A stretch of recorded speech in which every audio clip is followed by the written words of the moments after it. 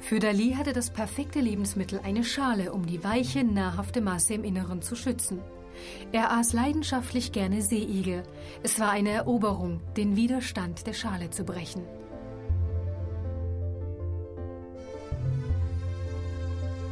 Ich nahm einen Seeigel, legte ihn auf meinen Kopf und nahm eine feste Stellung vor meinem Schatten ein.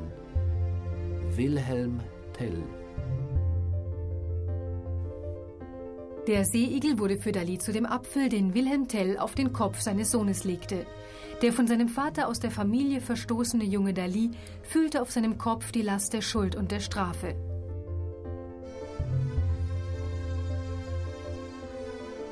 Schließlich erreichte der Seeigel in den Werken seiner Reifezeit die perfekteste Form der Natur. In dem Seeigel sind alle Tugenden und die ganze Pracht der pentagonalen Geometrie gelöst. Er ist eine Kreatur mit wirklicher Schwerkraft, die nicht einmal eine Krone braucht, da sie ein Tropfen ist, der auf einer Oberfläche mit flüssiger Spannung im perfekten Gleichgewicht gehalten wird. Sie ist gleichzeitig die Welt, die Kuppel und Krone und deshalb universell.